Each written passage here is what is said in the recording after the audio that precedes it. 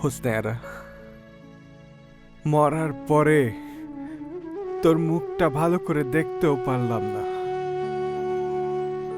আমার তোর সাথে অনেক কথা ছিল, আমি বলতে পারলাম না।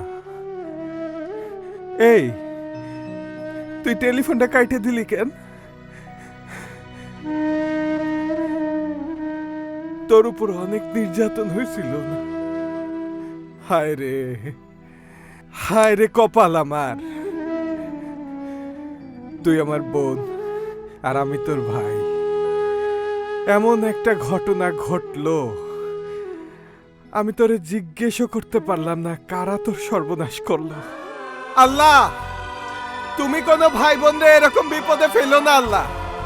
হোসনেয়ারা, এখন তো দুনিয়াদারি সব অন্ধকার, এই জায়গায় কেউ নাই, নির্জন।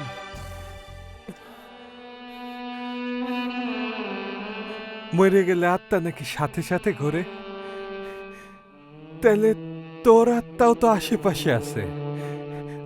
আমি মাথা খারাপই করব না, তুই শুধু আমারে কবি চেয়ারম্যানের ছেলের সাথে কেডা কেডা ছিল। ভাইয়া, তুমি বোঝো না কিছু?